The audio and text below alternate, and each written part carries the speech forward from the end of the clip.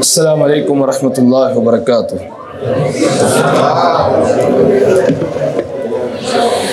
الحمد لله رب العالمين والصلاة والسلام على أشرف الأنبياء والمرسلين وعلى آله وصحبه ومن تبعهم بإحسان إلى يوم الدين. اللهم علمنا ما ينفعنا وانفعنا بما علمتنا إنك أنت العليم الحكيم. ربي زدني علما وارزقني فهما وأنت أحكم الحاكمين. اللهم صل على محمد وعلى آل محمد كما صليت على إبراهيم وعلى آل إبراهيم إنك حميد مجيد. اللهم بارك على محمد وعلى آل محمد كما باركت على إبراهيم وعلى آل إبراهيم إنك حميد مجيد. பேரன்பிற்கும் பெருமரியாதைக்குரிய மார்க்கறிஞர்களே, நிகழ்ச்சியின் ஏற்பாட்டாளர்களே, இந்த சிறப்பான நிகழ்ச்சியில் பங்கெடுத்து பயன்பெற வேண்டும் என்பதற்காக மாகாணத்தின் பல பகுதிகளில் இருந்தும் வருகை தந்திருக்கிற சகோதரர்களே, சகோதரிகளே, ஒவ்வொரு வருடமும் புண்ணியங்களின் பூக்காலமாம், வணக்கசாலிகளின் வசந்த காலமாம், ஆன்மீகவாதிகளின் அறுவடை காலமாம், அல்லாஹுவின் அருள் மழையென பொழிகிற இப்புனித ரமதானின் ஒரு இரவை உயிர்ப்பிக்கக்கூடிய அடிப்படையில் பல்வேறு விதமான சிறப்பு நிகழ்ச்சிகளோடு மாஷா அல்லாஹ் இந்த நிகழ்ச்சி வருடந்தோறும் நடைபெற்று வருகிறது. இந்த சிறப்பானது ஒரு நிகழ்ச்சியில உள்ளச்சமிக்க தொழுகையும் அது ஏற்படுத்தக்கூடிய பிரதிபலிப்பும் என்கிற ஒரு முக்கியமான தலைப்பை ஏற்பாட்டாளர்கள் எனக்கு வழங்கியிருக்கிறார்கள். இந்த தலைப்பின் கீழ் செய்திகளை பார்ப்பதற்கு முன்னர் ஒரே ஒரு சம்பவத்தை நான் இந்த முன்னுரையிலே குறிப்பிடலாம் என்று ஆசைப்படுகிறேன். அவுஃப் இப்னு மாலிக் ரலியல்லாஹு அன்ஹு அவர்கள் அறிவிக்கிற ஒரு செய்தி. நாங்கள் அல்லாஹ்வின் தூதர் ஸல்லல்லாஹு அலைஹி வஸல்லம் அவர்களோடு ஒரு நாள் சபையில் அமர்ந்திருந்தோம். ஃபனவர இல ஸமா, அல்லாஹ்வுடைய தூதர் ஸல்லல்லாஹு அலைஹி வஸல்லம் வானத்தை நோக்கி பார்த்தார்கள். பார்த்துவிட்டு சொன்னார்கள், ஹாதா அவானுல் இல்மி அன் யுர்ஃபா, இதுதான் கல்வி உயர்த்தப்படக்கூடிய ஒரு காலத்தின் துவக்கம் அப்படிங்கிறார்.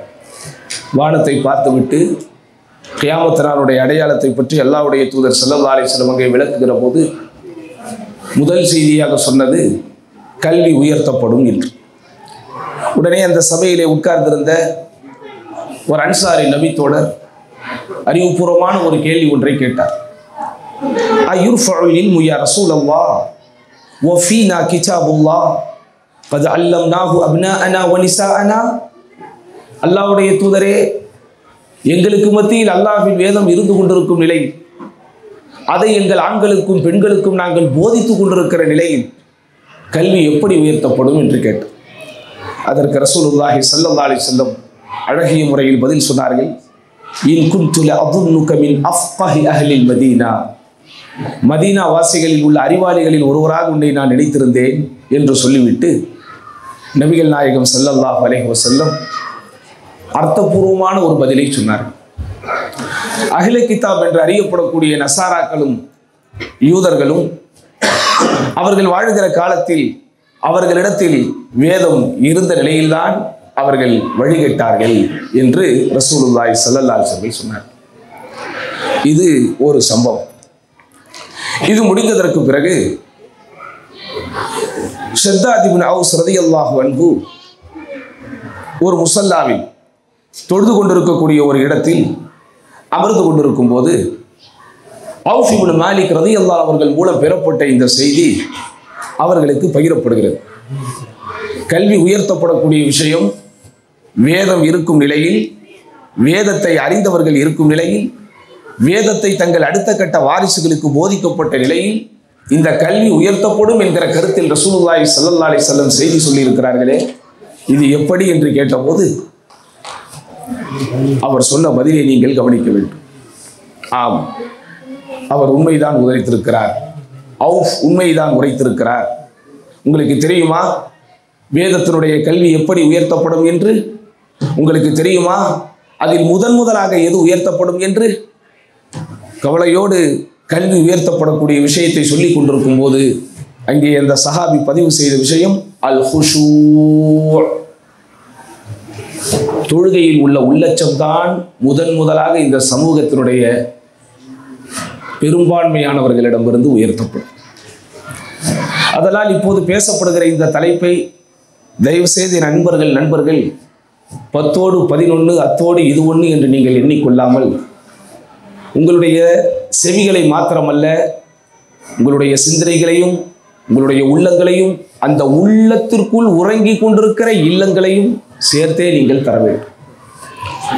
ஏனென்றால் என் அன்பார்ந்தவர்களே, இந்த செய்தியினுடைய முடிவில் சொல்லப்படுகின்ற வருத்தத்திற்குரிய விஷயம் என்னன்னா, ஹத்தா லா தகாது தரா ஹாஷிஅன் வாஹிதா, எந்த அளவிற்கு மௌட்டிகமும் லௌகீகமும் நம்முடைய தொழுகைக்குள் வந்து நுழைந்துவிடும் என்றால், அல்லாஹுவை அஞ்சி தொழக்கூடிய உள்ளச்சத்தோடு தொழக்கூடிய ஒருவர் கூட இந்த பூமியில் எஞ்சி இருக்க மாட்டார் அப்படின்னு அல்லாஹ்வுடைய தூதர் ஸல்லல்லாஹு அலைஹி வஸல்லம் பயிற்சி பாசறைகளை பாடம் பெற்ற சஹாபாக்கள் சொன்ன இந்த சம்பவத்தை கவலையோடு நாம் செயல்படுத்த வேண்டும். சகோதரர்களே, உங்களுக்கு தெரியும் தொழுகை என்பதற்கு இஸ்லாமிய மார்க்கம் எவ்வளவு பெரிய முக்கியத்துவத்தை தந்திருக்கிறது என்று. இஸ்லாமிய மார்க்கத்தின் அடிப்படையே தொழுகைதான். அந்த மார்க்கத்தினுடைய பெரும் தூணே தொழுகைதான். இந்த தூண் இல்லாமல் இஸ்லாம் என்கிற இந்த கட்டிடம் நிலை பெறாது, நிறைவேறாது. இஸ்லாம் என்கிற மார்க்கத்தின் 5 பெரும் கட்டமைப்புகளில் 5 பெரும் தூண்களில் கலிமாவிற்கு பிறகு இருப்பது இந்த தொழுகைதான். எல்லா கடமைகளையும் அல்லாஹ் சுப்ஹானஹு வ தஆலா பூமிக்கு அனுப்பி, கட்டளைகளாக பூமிக்கு அனுப்பி கடமையாக்கிய வேளையில் இந்த தொழுகையைத்தான் அல்லாஹ்வின் தூதரை வானத்திற்கு அழைத்து கடமை என்று கொடுத்தான். 50 வக்தாக முதலில் அல்லாஹ் சுப்ஹானஹு வ தஆலா நிர்ணயித்து, அல்லாஹ்வுடைய மாபெரும் கருணையினால், அல்லாஹ்வின் தூதர் ஸல்லல்லாஹு அலைஹி வஸல்லம் அவர்கள் இந்த உம்மத்தின் மீது வைத்திருந்த முஹப்பத்தினால், மூசா அலைஹிஸ்ஸலாத்து வஸ்ஸலாம் அவர்களுடைய குறுக்கீட்டினால் 50 45 ஆகி 45 40 ஆகி கொஞ்சம் கொஞ்சமாக குறைத்து 5 வக்துகள் என்று ஆனது. 5 வக்துகள் என்று ஆனாலும் அதனுடைய சவாபுகள், அதனுடைய பலன்கள், அதனுடைய பயன்கள், அதனுடைய கூலிகளை அல்லாஹ் இன்னும் 50ஆகத்தான் வைத்திருக்கிறான். இப்படிதானா? இந்த தொழுகையை கொண்டுதான் அல்லாஹ் நம்முடைய பாவங்களை மன்னிக்கிறான். இந்த தொழுகையை கொண்டுதான் அல்லாஹ் சுப்ஹானஹு வ தஆலா நம்முடைய அந்தஸ்துகளை உயர்த்துகிறான். இந்த தொழுகைக்காக நாம் செய்யக்கூடிய உது நம்முடைய பாவங்களை மன்னிப்பதற்கு காரணமாக அமைகிறது. இந்த தொழுகைக்காக நீங்கள் நடந்து செல்கிற போது எடுத்து வைக்கிற ஒவ்வொரு எட்டின் பலனாக உங்களுடைய தவறுகள் மன்னிக்கப்படுகிறது, உங்களுடைய தரஜாக்கள் உயர்த்தப்படுகிறது. இந்த தொழுகைக்காக நீங்கள் பள்ளிக்குள் போய் உட்கார்ந்து காத்திருக்கும் காலமெல்லாம் உங்களுக்காக வானவர்கள் துஆ செய்கிறார்கள், பாவ மன்னிப்பு கேட்கிறார்கள். இந்த தொழுகையை முடித்ததற்கு பிறகு நீங்கள் அல்லாஹ்விடத்திலே செய்யக்கூடிய திக்ர்களுக்கு மிகப்பெரிய பலன்களும் பயன்களும் இருக்கு. இப்படி தொழுகையோடு ஒட்டிய, தொழுகையோடு தொடர்புடைய, தொழுகைக்கு முன்பும் தொழுகைக்கு பின்பும் செய்யக்கூடிய இந்த காரியங்களுக்கெல்லாம் இவ்வளவு பெரிய நலன்களையும் வளங்களையும் அல்லாஹ் வைத்திருக்கிறான் என்றால், அந்த தொழுகைக்கு அல்லாஹ் எதை வைத்திருப்பான்? இப்படி தொழுகைக்காக செய்கிற போது பாவங்கள் மன்னிக்கப்படுகிறது. தொழுகைக்காக நடந்து செல்லும் போது நீங்கள் எடுத்து வைக்கிற ஒவ்வொரு எட்டின் பலனாக பயனாக உங்களுடைய தவறுகள் எல்லாம் மன்னிக்கப்படுகிறது. உங்களுடைய தரஜா எனும் அந்தஸ்து உயர்த்தப்படுகிறது. அந்த தொழுகைக்காக நீங்கள் போய் உட்கார்ந்து காத்திருக்கும் காலமெல்லாம் வானவர்கள் உங்களுக்காக பாவ மன்னிப்பு செய்து கொண்டிருக்கிறார்கள், தேடிக்கொண்டிருக்கிறார்கள். அந்த பாங்கிற்கும் இகாமத்திற்கும் மத்தியில் நீங்கள் கேட்கப்படக்கூடிய பிரார்த்தனைகள் திருப்பி அனுப்பப்படாது. இது எல்லாமே தொழுகையோடு தொடர்புடைய செய்திகளுக்கு. அப்படியானால் அந்த தொழுகைக்கெல்லாம் என்ன வைத்திருக்கிறான்? நீங்கள் நினைத்துக் கொண்டிருக்கிறீர்களா இவ்வளவு பெரிய பயன்களும் பலன்களும் வெறுமனே விழுந்து எடுவதனால் கிடைத்துவிடும் என்று? இவ்வளவு பெரிய பலன்களும் நலன்களும் இவ்வளவு பெரிய தரஜத்துகளும் என் அன்பார்ந்தவர்களே நீங்கள் எண்ணிக்கொண்டிருக்கிறீர்களா வெறுமனே உங்களுடைய உடல் உறுப்புகள் விழுந்து எழுவதனால் கிடைத்துவிடும் என்று? அல்லாஹ் சுப்ஹானஹு வ தஆலா திருமறை குர்ஆனிலே சொல்லுகிறான், ஃபவைலுல் லில் முஸல்லீன் அல்லதீன ஹும் அன் ஸலாத்திஹிம் சாஹூன். தொழுகையாளிகளுக்கு கேடுதான், அவர்கள் தங்கள் தொழுகையில் கவனமில்லாமல் இருக்கிறார்கள். வ இதா காமு இல ஸலாத்தி காமு குஸாலா. தொழுகைக்காக அவர்கள் போய் நிற்கிற போது சோம்பேறிகளாக நிற்கிறார்கள். யுராஊன நாஸ், பிறருக்கு காண்பிப்பதற்காக தொழுகிறார்கள். அப்போ தொழுகை என்பது நீங்கள் சிந்திக்க வேண்டிய விஷயம் வெறுமனே பிசிக்கலாக நான் போய் அங்கே விழுந்து எழுவது, அங்கே குனிந்து தொழுவது, இதனால் மாத்திரம் நான் நன்மைகளை அடைந்து விடுவேன் என்று நினைத்தால் மார்க்கத்தினுடைய தவறான நம்பிக்கையில் இருக்கிறோம். அறிவு மேதை இமாம் இப்னுல் கய்யிம் ரஹிமஹுல்லாஹ் ஸலாத்துன் பிலா ஹுஷூஇன் வ ஹுதூரின் கபதனின் மையித்தின் பிலா ரூஹின் அப்படிங்கிறார். யாருடைய தொழுகையில் உள்ளச்சமும் ஓர்மையும் இல்லையோ அவன் உயிரில்லாத செத்த பிணத்தை போன்றவன் என்கிறார்கள். இந்த தொழுகை எப்படி இருக்கணும்? உயிரோட்டத்தோடு இருக்க வேண்டும், உள்ளச்சத்தோடு இருக்க வேண்டும், உயர்வான எண்ணத்தோடு இருக்க வேண்டும். அதனால் தான் இந்த தொழுகை என்கிற கடமையோடு உள்ளடக்கி மார்க்கத்தினுடைய முக்கியமான மர்த்தபாவாக இருக்கிற, மார்க்கத்தின் முக்கியமான படித்தரமாக இருக்கிற இஹ்சானுக்கு அல்லாஹ்வுடைய தூதர் ஸல்லல்லாஹு அலைஹி வஸல்லம் உதாரணம் சொன்னார்கள். அன் தஅபுதல்லாஹ கஅன்னக தராஹு ஃபஇன் லம் தகுன் தராஹு ஃபஇன்னஹு யராக். அன் தஅபுதல்லாஹ கஅன்னக தராஹு ஃபஇன் லம் தகுன் தராஹு ஃபஇன்னஹு யராக். தொழுகையிலே போய் நீ நிற்கிற போது அல்லாஹ் உன்னை பார்த்து கொண்டிருக்கிறான் என்பதை உணர்ந்து நீ தொட வேண்டும். நீ அல்லாஹ்வை பார்க்காவிட்டாலும் அவன் உன்னை பார்த்து கொண்டிருக்கிறான் என்கிற அந்த உன்னதமான எண்ணம் மேலோங்க வேண்டும். அதுதான் இஹ்சான் என்கிற மார்க்கத்தினுடைய உயர்ந்த படித்தரம் என்பதை அல்லாஹ்வுடைய தூதர் ஸல்லல்லாஹு அலைஹி வஸல்லம் சொன்னார்கள். என் அன்பார்ந்தவர்களே, ஒவ்வொரு முறையும் நாம் தொழுது முடித்து விட்டு போகும்போது அந்த ரக்காத்துகள் முடிவடைகிறது, அந்த ஃபர்து நிறைவேறுகிறது, அந்த கடமை நிறைவுக்கு வருகிறது. ஆனால் நீங்கள் எண்ணிக்கொண்டிருக்கிறீர்களா, தொழக்கூடிய எல்லோரும் அந்த தொழுகையின் பலாபலன்களை, அந்த தொழுகையின் பரோபகாரங்களை, அந்த தொழுகைக்கென்று அல்லாஹ் விதித்திருக்கக்கூடிய சவாபுகளை ஒரே மாதிரி பெற்றுக் கொள்கிறார்கள் என்று? ஒரு ஃபஜ்ர் தொழுகை 2 ரக்காத்து தான், 10 நிமிடங்கள் தான், 10,000 பேர் ஒரு பெரும்பள்ளியில் தொழுகிறார்கள் என்றால் எல்லோரும் நிறைவேற்றுவது, எல்லோரும் அங்கே செலவழிப்பது 10 நிமிடங்கள் தான். ஆனால் ரசூலுல்லாஹி ஸல்லல்லாஹு அலைஹி வஸல்லம் தொழுது முடித்து விட்டவர்கள் போகும்போது ஒவ்வொருவருடைய கணக்கில் அல்லாஹ் எவ்வளவு நன்மைகளை எழுதுகிறான் என்பதை சொல்லும் போது சில பேர் அதில் 10இல் 1 பங்கை பெறுகிறான், சில பேர் 9இல் 1 பங்கை பெறுகிறான், சிலர் 8இல் 1 பங்கை பெறுகிறான், சிலர் 10இல் 1 பங்கை பெறுகிறான். அல்லாஹ்வுடைய தூதர் ஸல்லல்லாஹு அலைஹி வஸல்லம் சொல்கிறார்கள், ஒரு தொழுகைக்கு 10 பலன்கள் என்று அல்லாஹ் சுப்ஹானஹு வ தஆலா நிர்ணயித்திருக்கிறான் என்றால் இந்த உலகத்தில் இருக்கிற பல்லாயிரக்கணக்கான முஸ்லிம்கள் தொழுகிற எல்லோரும் அந்த முழு பலனை, முழு பயனை முழுமையாக அடைந்து விடுவதில்லை. அவனவனுடைய உள்ளச்சம் அந்த தொழுகையில் எவ்வளவு இருக்கிறது, அவனவனுடைய ஓர்முகம் நேர்முகம் அந்த தொழுகையில் எவ்வளவு இருக்கிறது, அவனவனுடைய ரூஹானியத் உள்ளுணர்வு அந்த தொழுகையோடு எவ்வளவு கனெக்ட் ஆகிறது, இதை வைத்துத்தான் அவனுக்கு கூலிகள் எழுதப்படுகிறது. சகோதரர்களே, அல்லாஹ் இந்த தொழுகையை உள்ளச்சம் இல்லாமல் நிறைவேற்றுகிற போது அதை அவன் ஏற்றுக்கொள்வதில்லை, அதை அவன் ஏறெடுத்தும் பார்ப்பதில்லை. அவனுடைய கண்ணியத்தை கொண்டு, அவனுடைய கருணையை கொண்டு, அவனுடைய ரஹ்மத்தை கொண்டு, அவனுடைய விசாலமான மன்னிப்பை கொண்டு அல்லாஹ் சுப்ஹானஹு வ தஆலா நம்மை ஏற்றுக்கொள்கிறான். ஆனால் அதே வேளையிலே இந்த தொழுகையில் அல்லாஹ் எதிர்பார்க்கக்கூடிய தத்துவம், இந்த தொழுகையிலே அல்லாஹ் சுப்ஹானஹு வ தஆலா எதிர்பார்க்கக்கூடிய நேர்மை, அந்த தொழுகையோடு நாம் 2 கலந்து விட வேண்டும். உள்ளச்சம் என்று காலம் காலமாக பேசப்பட்டு கொண்டே வருகிறது. தொழுகையில் உள்ளச்சம் என்றால் என்ன அர்த்தம்?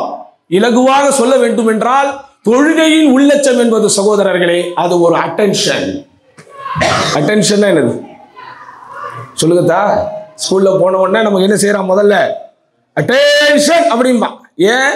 முதல்ல நான் சொல்ல போற முக்கியமான விஷயத்தை கேட்கறதுக்கு நீ கான்சென்ட்ரேட் பண்ணு. அட்டென்ஷன் என்பதற்கு என்ன அர்த்தம்? கான்சென்ட்ரேஷன். எந்த கணவன் விருப்பத்திற்குரிய கணவன் மனைவிக்கு கான்சென்ட்ரேஷன் பண்ணுகிற கணவன், எந்த மனைவி விருப்பத்திற்குரிய மனைவி கணவனுக்கு இவன் சொல்லும் போது அதை கவனிப்பவன், இவன் சொல்வதை எதிர்பார்த்து கொண்டிருப்பவன். நீ சொல்லும் போதே வேண்டா வெறுப்பாக முகத்தை வைத்துக் கொண்டு, நீ சொல்லும் போதே ஏண்டா இதை சொல்லுகிறாய் என்பதை போன்றவர்கள் முகத்தை திருப்பிக் கொண்டால் சொல்வதற்கு மனம் வருமா? சொல்வதற்கு ஆசை வருமா? அதுபோல சகோதரர்களே, தொழுகையிலே போய் நீங்கள் நின்று விட்டால் அந்த தொழுகையில் உள்ளச்சம் என்பது எப்படி இருக்க வேண்டும் என்றால் அந்த தொழுகையை தாண்டி எந்த சிந்தனையும் வரக்கூடாது, அந்த தொழுகையை தாண்டி எந்த யோசனையும் வரக்கூடாது. ஆனால் இன்றைக்கு நம்முடைய தொழுகை எப்படி இருக்கிறது? தொழுகையில் போய் நிற்கும் போதுதான் எல்லா சிந்தனைகளும் உள்ளே வருகிறது. தொழுகையில் போய் நின்றதற்கு பிறகுதான் எத்தனையோ ஆண்டுகளுக்கு முன்பு நடந்த விஷயங்கள் எல்லாம் ஞாபகங்களுக்கு வருகிறது. எந்த விஷயங்கள் அவ்வளவு எளிதில் யோசித்தால் வராதோ, எந்த விஷயங்கள் எல்லாம் நம்முடைய ஞாபகத்திலே கொண்டு வர வேண்டும் என்று போராடினாலும் நம்மிடத்திலே வராதோ அந்த விஷயங்கள் எல்லாம் தொழுகைக்குள் போனவுடன் வருகிறது. எதையெல்லாம் நாம் மறந்து பன்னெடுங்காலம் ஆகியதோ, எந்த விஷயங்கள் எல்லாம் நம்முடைய சிந்தனையில் இருந்து மறந்து மண்ணோடு மண்ணாகி மக்கி முக்கி போன விஷயங்களாக ஆனதோ அவைகள் எல்லாம் தோண்டி எடுத்ததை போல தொழுகையில் போய் நின்றவுடன் நம்முடைய சிந்தனைகளுக்கு வருகிறது. கியாமத் நாளுடைய அடையாளங்களில் ஒன்று என்பதை மட்டும் மறந்துவிடக் கூடாது. இமாம் என்கிற ஒரு நபர் மட்டும் நமக்கு நியமிக்கப்படாவிட்டால் எத்தனை ரக்காத்துகளை தொழப் போகிறோம், என்ன ஓதப் போகிறோம், எப்படி ஆரம்பிக்க போகிறோம், எப்படி முடிக்க போகிறோம் என்கிற சிந்தனையே இல்லாமல் தான் பலருக்கும் இந்த தொழுகை போய்கொண்டே இருக்கும். சகோதரர்களே, என் அன்பார்ந்தவர்களே, இந்த தொழுகை மார்க்கத்தின் எவ்வளவு பெரிய உயர்ந்த தூண் என்று இருக்குமானால் இந்த தொழுகையோடு நம்முடைய இதயம் இரண்டர கலந்துவிடக் கூடாது என்பதற்கு ஷைத்தான் எவ்வளவு பெரிய வேலைகளை செய்கிறான். நம்மை தொழவிடாமல் தடுப்பதற்கு எவ்வளவு கபலீகரத்தை அவன் செய்வதற்கு முயற்சி எடுக்கிறான். நீங்கள் உறங்கும் போதில் இருந்து அவனுடைய வேலைகளை அவன் ஆரம்பிக்கிறான். தொழுகைக்காக உங்களை எழவிடாமல் எல்லா முயற்சிகளையும் செய்கிறான். அஸ்ஸலாத்து கைரு மினன் நௌம், தூக்கத்தை விட தொழுகையே மேலானது என்கிற செய்தி உங்கள் செவியிலே விழுந்து விடா வண்ணம் உங்களை பாதுகாத்துக் கொள்வதற்கு, அந்த செய்தி உங்களுடைய செவியிலே விழுந்து நீங்கள் எழுந்துவிடக் கூடாது என்பதற்காக சகோதரர்களே, நம்முடைய முகத்தில் அல்லது நம்முடைய செவியில் அவன் சிறுநீர் கடிப்பதற்கு கூட அவன் தயங்குவதில்லை. முடிச்சு போட்டு விடுகிறான். நமக்கு வாங்கு சொல்லும் போது அதை கேட்டு நாம் எழுந்ததற்கு பிறகு ஒரு முடிச்சு அவிழ்க்கப்படுகிறது. ஒது செய்ததற்கு பிறகு இரண்டாவது முடிச்சு அவிழ்க்கப்படுகிறது. தொழுகைக்கு நாம் போனதற்கு பிறகுதான் அந்த மூன்றாவது முடிச்சையே அவிழ்க்கப்படுகிறது. அங்க உள்ள போனவன விட்டுறான் அவங்கள. சஃப்புகளுக்கு இடையிலே நீங்கள் இடைவெளி இல்லாமல் இருக்க வேண்டும். அல்லாஹ்வுடைய தூதர் ஸல்லல்லாஹு அலைஹி வஸல்லம் சொன்னார்கள், இடைவெளியை நீங்கள் விட்டால் அங்கே ஷைத்தான் இடையிலே வந்து விடுகிறான் என்று. அப்போ ஷைத்தான் உங்களை தொலைவிடாமல் தடுப்பது மாத்திரமல்ல, தொழுகைக்கு நீங்கள் வந்தாலும் அந்த தொழுகையில் உங்களுக்கு ஒரு கனெக்டிவிட்டி வந்து விடக்கூடாது என்பதை மிக கவனமாக இருப்பான். உங்களுக்கு தெரியுமா, நபிகள் நாயகம் ஸல்லல்லாஹு அலைஹி வஸல்லம் அவர்கள் சொன்னார்கள், ஹன்சம் என்கிற பெயரிலே ஒரு ஷைத்தான் இருக்கிறான். தொழுகையை கெடுப்பதற்கென்றே அவன் இருக்கிறான்.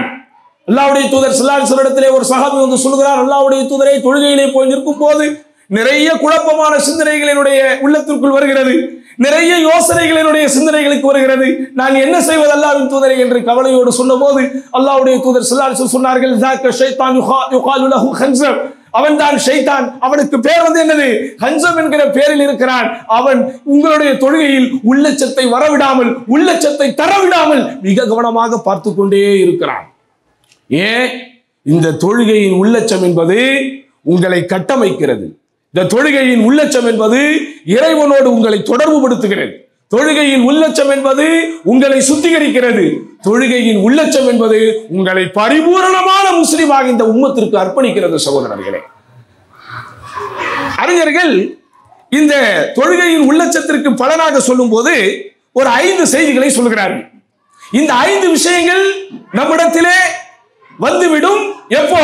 தொழுகையில் உள்ளச்சம் வந்து விட்டால். முதலாவது என்ன?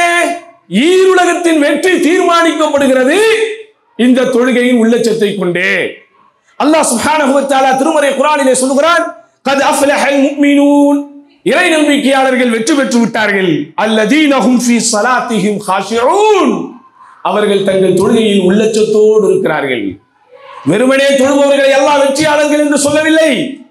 வெறுமனே பள்ளிவாசலுக்கு வந்து குனிந்து எழுபவர்களை எல்லாம் வெற்றியாளர்கள் என்று சொல்லவில்லை.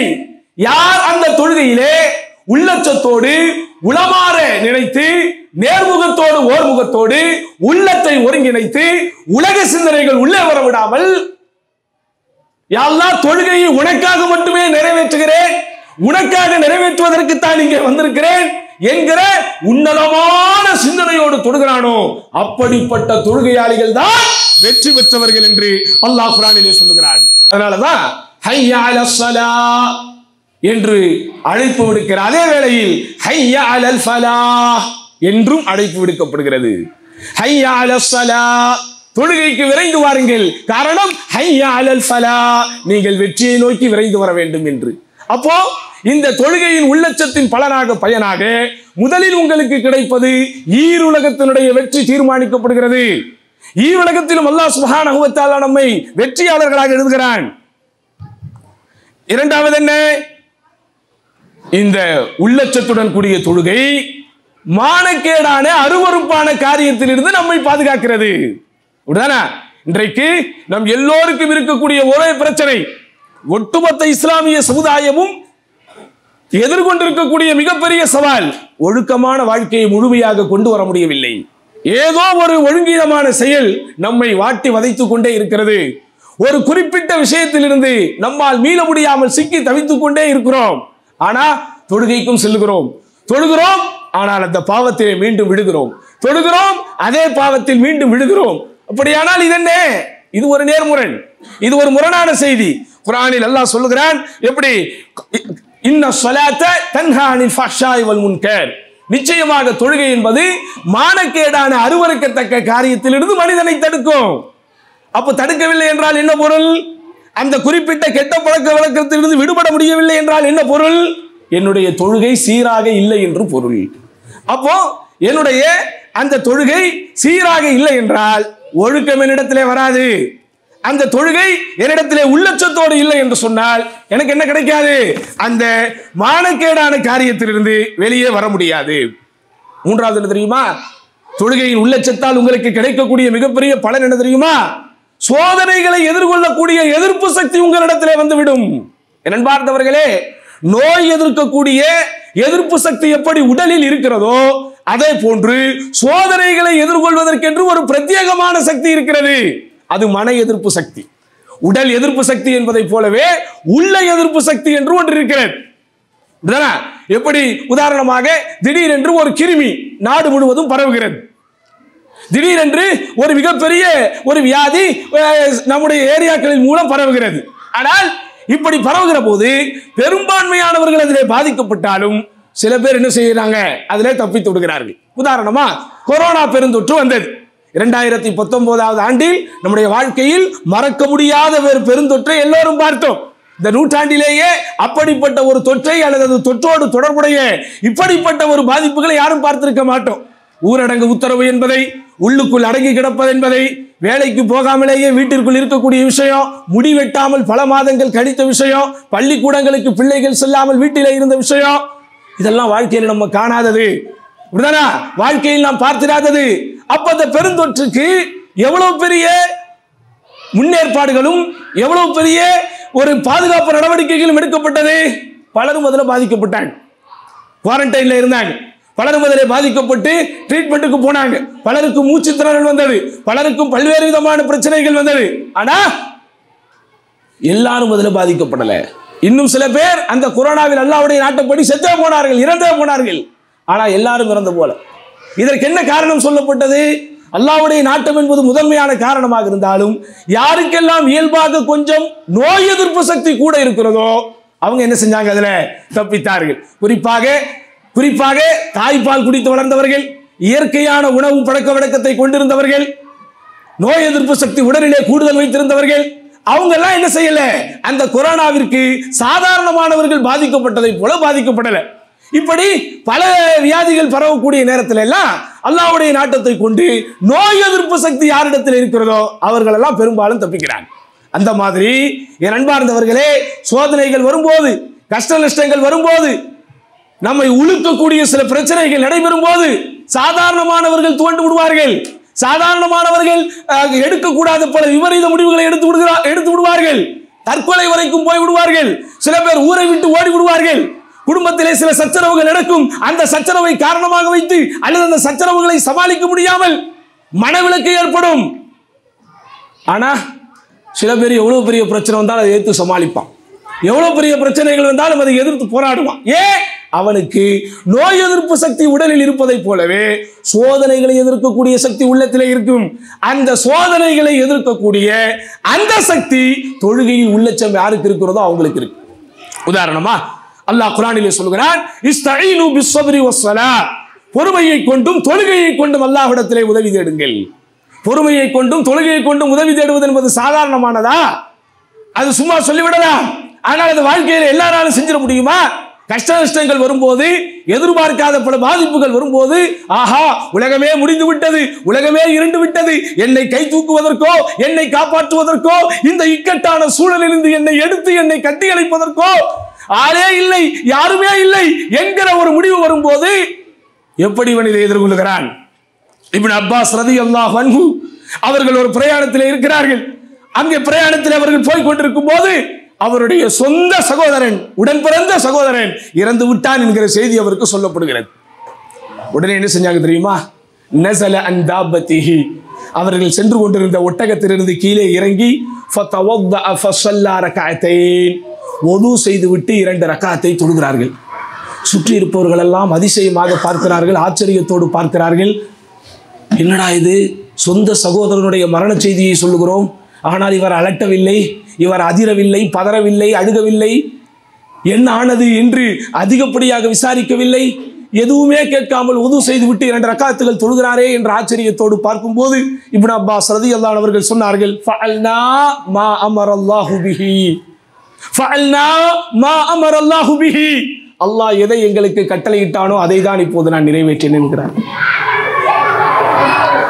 அப்போ அந்த தொழுகையில் உள்ளச்சம், அந்த தொழுகையில் ஈடுபாடு, அந்த தொழுகையில் ஒரு நேர்மை நம்மிடத்திலே வந்து விட்டால் எப்படிப்பட்ட சோதனைகளையும் எதிர்த்து போராடலாம். அடுத்து என்ன? தொழுகையில் உள்ளச்சம் யாரிடத்திலே இருக்கிறதோ அவனுடைய நேரங்கள் பாதுகாக்கப்படும், அவனுடைய நேரத்திலே பரக்கத்து செய்யப்படும். இன்றைக்கு இஸ்லாமிய உம்மத் எதிர்கொள்ளக்கூடிய பிரச்சனைகளிலேயே பெரிய பிரச்சனை என்ன தெரியுமா? நேரங்களில் இன்றைக்கு பரக்கத்து இல்லை சகோதரர்களே. எவ்வளவு நேரங்கள் விழித்திருக்கிறோம், எவ்வளவு நேரங்கள் உழைத்திருக்கிறோம், அல்லது எவ்வளவு நேரங்கள் உறங்கிக் கொண்டிருக்கிறோம் என்று நீங்கள் கணக்கு போட்டு பார்த்தால் இந்த நேரம் இதிலே நாம் செலவிட்டிருக்கிறோம், ஆனால் இந்த நேரத்திற்கான பலனையோ பயனையோ பார்க்க முடியவில்லையே. இந்த நேரத்தை இதற்காக நான் செலவிட்டிருக்கிறேன், செலவிட்டு வருகிறேன், ஆனால் இந்த நேரத்தின் அறுவடை என்னால் எடுக்க முடியவில்லையே. பலரும் புலம்பிக் கொண்டிருக்கிறோம். அதற்கு முக்கியமான காரணம் தொழுகையில் நேரம் தவறாமையை கடைபிடிப்பவர்கள். அல்லாஹ் சுப்ஹானஹு வ தஆலா குர்ஆனில் சபிக்கப்பட்ட ஒரு கூட்டத்தை பற்றி சொல்லுகிறான். அல்லாஹ்வுடைய சாபத்திற்கு ஆளான ஒரு கூட்டத்தை பற்றி சொல்லுகிறான். அவர்களுக்கு பின்னால் ஒரு கூட்டம் வந்தது. யார் தெரியுமா? தொழுகையை வீணடித்தார்கள், மானக்கேடான காரியங்களை பின்பற்றினார்கள். தொழுகையை விட்டார்கள் என்று சொல்லவில்லை, தொழாமல் இருந்தார்கள் என்று சொல்லவில்லை, தொழுகையை முற்றிலுமாக துறந்தார்கள், மறந்தார்கள் என்று சொல்லவில்லை. அதாஉ, தொழுகையை வீணடித்தார்கள். இதற்கு முஃபஸ்ஸிரீன்கள் விளக்கம் எழுதும் போது தொழுகையினுடைய நேரத்தை அவர்கள் கடைபிடிக்காமல் இருந்தார்கள். அதனால் தான் அல்லாஹ் சுப்ஹானஹு வ தஆலா தொழுகையை பற்றி சொல்லுகிற போது இன்ன ஸலாத்த கானத் அலல் முஃமினீன கிதாபம் மௌகூதா, நிச்சயமாக தொழுகை என்பது இறை நம்பிக்கையாளர்கள் மீது நேரம் குறிக்கப்பட்ட கடமையாக இருக்கிறது. அப்போ அந்த தொழுகையை யாரெல்லாம் உள்ளச்சத்தோடு, பயபக்தியோடு, ஈடுபாட்டோடு, இறை உணர்வோடு இரண்டரை கலந்து தொழுகையில் உள்ள ஆழத்தை அகலத்தை உணர்ந்து அந்த தொழுகை என்கிற ஆன்மீக உணர்வின் உச்சத்தில் நுழைந்து யார் தொழுவானோ அவன் தொழுகையின் நேரம் தவறாமையை கடைபிடிப்பான். நெஞ்சிலே கை வைத்து சொல்லுங்கள், ஒவ்வொருவரும் சிந்தித்து பாருங்கள். இந்த ரமதானை தாண்டி அல்லது இந்த ரமதானை தவிர்த்து தொடர்ச்சியாக தொழுபவர்கள் கூட ஐங்கால ஜமாத்து தொழுகையை அதற்குரிய நேரத்தில் ஒரு ரக்காத்தை கூட முடிக்காமல் தக்பீரத்துல் இஹ்ராமில் இமாமோடு சேர்ந்து தொடர்ச்சியாக தொழக்கூடிய பாக்கியம் நம்மில் எத்தனை பேருக்கு கிடைத்திருக்கிறது? இன்னைக்கு 4-5 வக்து நான் தொழுதேன், ஆனா 5 வக்து எனக்கு தக்பீரத்துல் இஹ்ராம் மிஸ் ஆகல. இன்னைக்கு நான் 5 வக்து தொழுதேன், இந்த 5 வக்து முதல் ரக்காத்திலே நான் போய் சேர்ந்தேன், இதுல ஒரு வக்த கூட நான் கலாவா தொழுவல என்று சரியான முறையில் தொழுதிருக்கிறோம் என்கிற அந்த மன ஆறுதலோடு இங்கே இருக்கக்கூடியவர்கள் எத்தனை பேர்? அடுத்து ரொம்ப முக்கியமானது இது என்ன? இரண்டார்ந்தவர்களே, தொழுகை என்பது எந்த அளவிற்கு உள்ளச்சத்தோடு நிறைவேற்றப்படும் போது அது முஸ்லிமுடைய வாழ்க்கையை சீராக்குகிறது என்றால் அவனுடைய நஃப்ஸ் என்கிற உள்ளத்தை அது நேர்படுத்துகிறது, சமப்பண்பாட்டான வாழ்க்கையை அவனுக்கு தருகிறது. அல்லாஹ் குர்ஆனிலே சொல்லுகிறான், இன்னல் இன்சான குலிக ஹலுஆ, நிச்சயமாக மனிதன் படபடப்பானவனாகவும் அவசரக்காரனாகவும் பதட்டமடைய கூடியவனாகவும் படைக்கப்பட்டிருக்கிறான். நீங்க எவ்வளவு பெரிய வயதானவர்களாக இருந்தாலும் சரி, அல்லது எவ்வளவு பெரிய அனுபவிக்கவர்களாக இருந்தாலும் சரி, சமூகத்திலே எத்தனை பெரிய செல்வாக்கும் சொல்வாக்கும் இருந்தாலும் சரி, மனிதனுக்கு என்று சில இயற்கை கூறுகளை எல்லாம் கொடுத்திருக்கிறான். அதிலிருந்து யாரும் வெளியே வர முடியாது. மனிதன் பதட்டக்காரன், மனிதன் பலவீனமானவன், மனிதன் பயப்படக்கூடியவன், மனிதன் கவலைப்படக்கூடியவன், மனிதன் அவசரக்காரன். இதெல்லாம் அல்லாஹ் எழுதி வைத்திருக்கிறான். இல்ல நான் பெரிய இன்ஜினியரு, நான் பெரிய டாக்டரு, நான் பெரிய டீச்சரு, நான் பெரிய மேனேஜரு, நான் பெரிய அது, நான் பெரிய இது, எதுவாக இருந்தாலும் சரி, நம்மை அசைத்து பார்க்கிற சில விஷயங்கள் வரும்போது நாம் விழுந்து விடுவோம். நம்மை அசைத்து பார்க்கிற சில விஷயங்கள் வரும்போது துவண்டு விடுவோம். ஆனால் யாருக்கு தொழுகையில் ஒரு ரெகுலாரிட்டி இருக்கிறதோ, தொழுகையில் ஒரு கனெக்டிவிட்டி இருக்கிறதோ, தொழுகையிலே இரண்டரை இணைந்து தொழக்கூடிய பயபக்தி இருக்கிறதோ, அவர்கள் இருந்து பாதுகாக்கப்படுகிறார்கள். காரணம், அல்லாஹ் சொல்கிறான் இந்த வசனத்துடைய தொடர்ச்சியிலே, இதா மஸ்ஸஹு ஷர்ரு ஜஸுஆ, தீமை அவனை தீந்து விட்டால் அவன் திடுக்கிட்டு விடுகிறான். வ இதா மஸ்ஸஹுல் கைரு மனுஆ, நன்மை அவனை தீண்டு விட்டால் அதை பிறருக்கு தராமல் தடுத்து விடுகிறான். அட மனிதன் எவ்வளவு அயோக்கியன் பாருங்கள், எவ்வளவு பெரிய அயோக்கியன் பாருங்கள். தீமை அவனை தீண்டி விட்டால் அவன் நடுக்கமடைகிறான், நன்மை அவனை தீண்டி விட்டால் பிறருக்கு தடுக்க மறுக்கிறான், பிறருக்கு தடுத்து விடுகிறான். அப்படின்னா நன்மைகள் தனக்கு மட்டுமே வர வேண்டும், தீமைகள் தனக்கு வரக்கூடாது என்று நினைக்கிறான். ஆனா அவனால் அப்படி வாழ முடியாது. யாரை தவிர? இல்லல் முஸல்லீன், இல்லல் முஸல்லீன், தொழுகையாளிகளை தவிர. எப்படிப்பட்ட தொழுகையாளிகள்? அல்லதீனஹும் அலா ஸலாத்திஹிம் தாயிமூன், அவர்கள் அந்த தொழுகையில் நிலையானவர்களாக இருக்கிறார்கள், நிரந்தரமானவர்களாக இருக்கிறார்கள். தொழுகையை ஏதோ சாதாரணமாக போகிற போக்கிலே போய் விழுந்து எழுந்து தொழக்கூடியவர்கள் அல்ல. அந்த தொழுகை அவர்களுக்கு விருப்பத்திற்குரிய ஒன்று, அந்த தொழுகை அவர்களுடைய நேசத்திற்குரிய ஒன்று. சிலருக்கு அல்லாஹ் சுப்ஹானஹு வ தஆலா அந்த பாக்கியத்தை தந்திருக்கிறான். சகோதரர்களே, ஒவ்வொரு முறையும் ரமதான் வரும்போது இதை நாம் நினைவூட்டுவதுண்டு.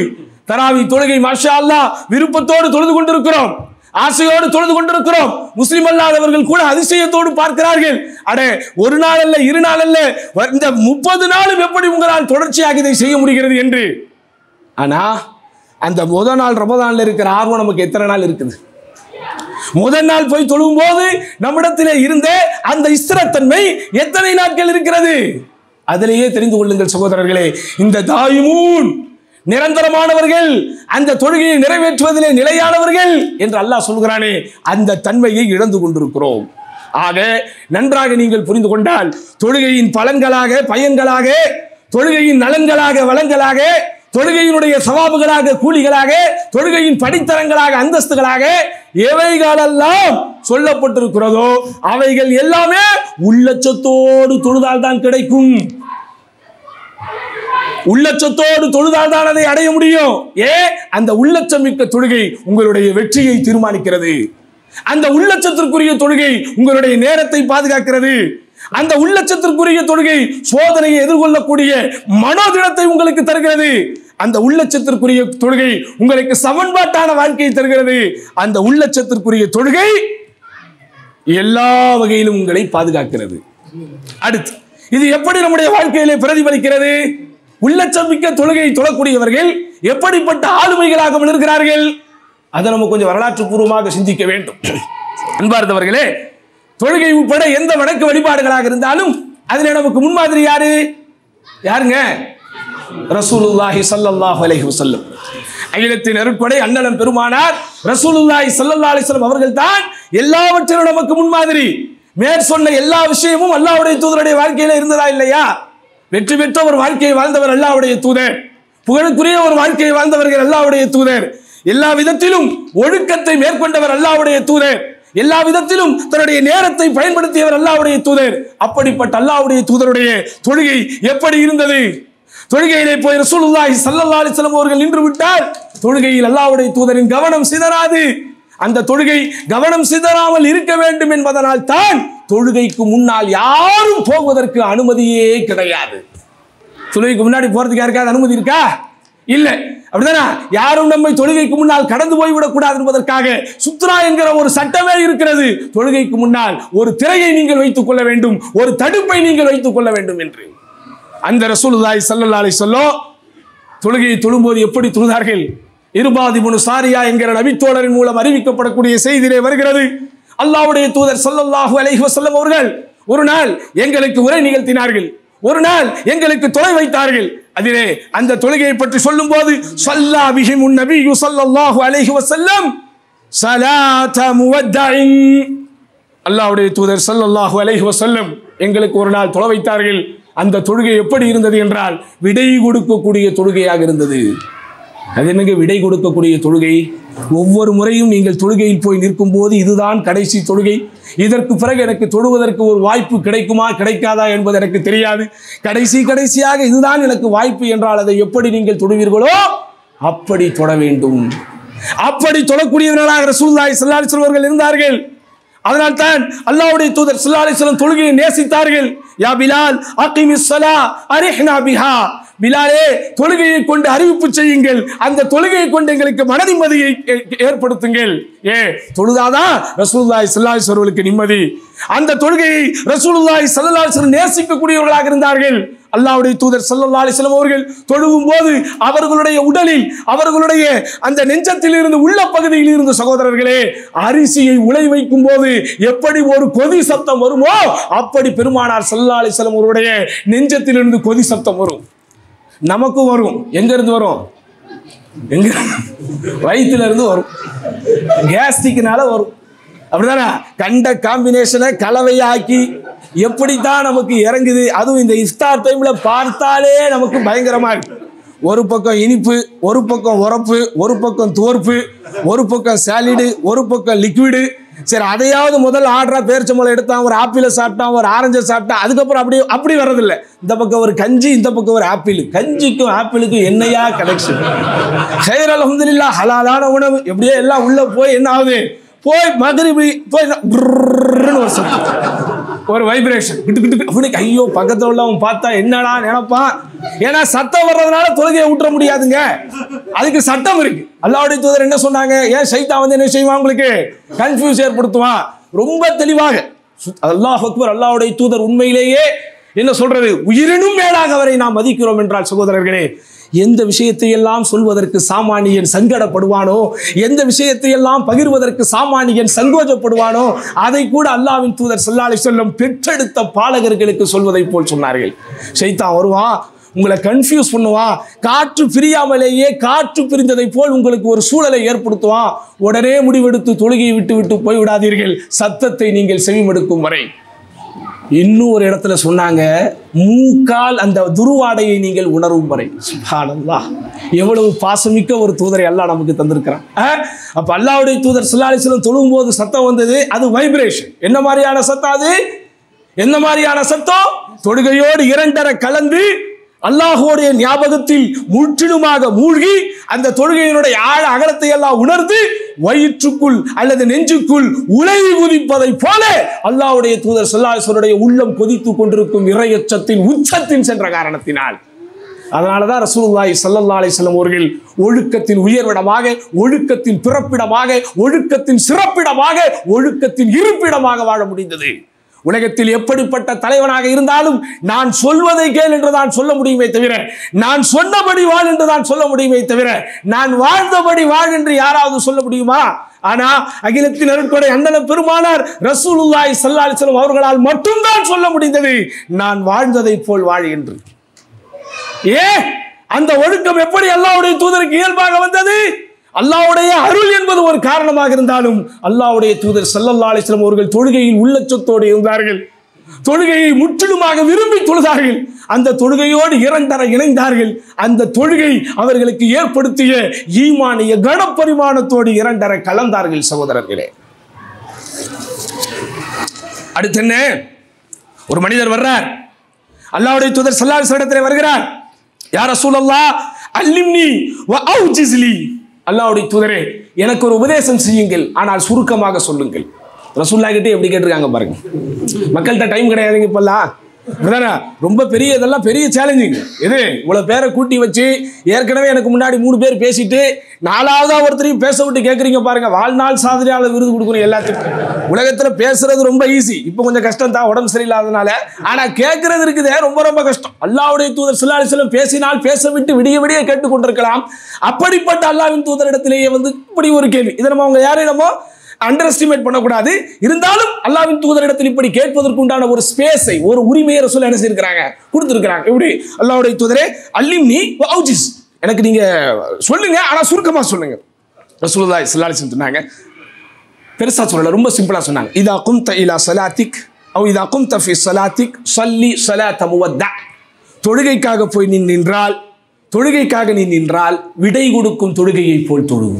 இதுதான் எனது கடைசி தொழுகை என்று நினைத்து தொழுவு. ஒரு பிள்ளைகள் ரொம்ப ஆர்வத்தோடு விருப்பத்தோடு பூங்காவிற்கு அழைத்து செல் என்று நம்மை கூப்பிடுகிறார்கள்.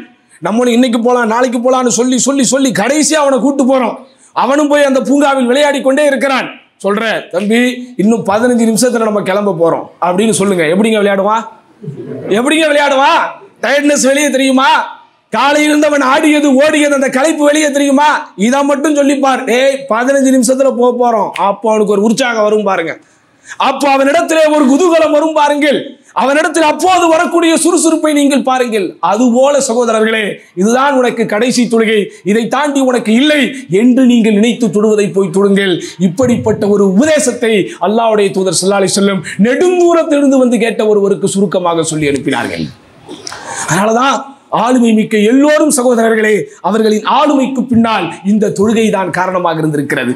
அகிலத்தின் அருட்கொடை அண்ணலம் பெருமானார் ரசூலுல்லாஹி ஸல்லல்லாஹு அலைஹி வஸல்லம் அவர்களுக்கு பிறகு ஆக பெரும் ஆளுமையாக இந்த சமூகத்தை சிறப்பித்தது யார்? கருத்து வேறுபாடு இல்லாமல் பெருமானாருக்கு பிறகு பெருஞ்சிறப்பு கொண்டவர் இவர்தான் என்று அபூபக்கர் ரலியல்லாஹு அன்ஹு அவர்களை எல்லோரும் ஏற்றுக்கொண்டார்களே. அல்லாஹ்வுடைய தூதரின் மரணத்திற்கு பிறகு கலீஃபாவாக இருந்து இந்த சமூகத்தை எல்லாம் அல்லாஹ்வின் தூதர் ஸல்லல்லாஹு அலைஹி வஸல்லம் அவர்கள் காட்டி தந்த வழியிலே அணிதிரட்டி கட்டமைத்து கட்டுக்கோப்பாக கொண்டு சென்றார்களே. பெருமானார் ஸல்லல்லாஹு அலைஹி வஸல்லம் மரணத்திற்கு பிறகு எத்தனையோ பேர் நாங்கள் மதம் மாற போகிறோம் என்று பகிரங்கமாக அறிவிப்பு செய்து, ஜகாத்தை தரமாட்டோம் என்று பகிரங்கமாக அறிவிப்பு செய்து மிரட்டல் விடுத்த போதெல்லாம் அஞ்சாத சிங்கமாய், மார்க்கத்தின் அங்கமாய், சீறி வரும் சிங்கமாய் அபூபக்கர் ரலியல்லாஹு அன்ஹு அந்த சமுதாயத்தை எல்லாம் அல்லாஹ்வின் தூதர் ஸல்லல்லாஹு அலைஹி வஸல்லம் வழியிலே கட்டி காத்து கட்டுக்கோப்பாக வைத்தார்களே. அப்படிப்பட்ட ஆளுமை அவர்களுக்கு எப்படி வந்துச்சு? தொழுகைதான் தந்துச்சு சகோதரர்களே, தொழுகைதான் தந்துச்சு. அபூபக்கர் ரலியல்லாஹு அன்ஹு ஆரம்ப காலகட்டத்தில் கொடுமைகளும் கொடூரங்களும் கட்டவிழ்த்து விடப்பட்ட காலகட்டத்திலேயே, யாரும் பகிரங்கமாக தொழுகையை நிறைவேற்ற முடியாது என்கிற சூழ்நிலை இருந்த காலத்திலேயே தன் வீட்டிற்கு பக்கத்தில் தனக்கென்று தனிப்பள்ளியை அமைத்து, தனக்கென்று தனிப்பள்ளி அவங்க அமைச்ச உடனே நம்ம இந்த காலத்தில் இப்போ தனிப்பள்ளி அமைக்கிறாங்களே, அதை நீங்கள் ஆதாரமாக எடுத்துக்கொள்ளக்கூடாது. அபூபக்கர் ரலியல்லாஹு அன்ஹுவே தனிப்பள்ளி வச்சுட்டாங்க, அதனால எங்கள் ஊரில் தௌஹீது பள்ளி இருக்கு, நாங்கள் நிர்வாகத்தில் சண்டை போட்டுக்கிட்டோம், தனித்தனியாக போய் பள்ளிவாசலை கட்டிக்கிட்டோம். எங்கட ஆதாரம்? அபூபக்கர் ரலியல்லாஹு அன்ஹு வீட்டுக்கிட்டே பள்ளிவாசலை வச்சான். ஏன்னா இந்த சமுதாயத்தில் எதை கொண்டு போய் எங்கே கோக்குறாங்கன்னு நம்ம சிந்திக்கவே முடியாதுங்க.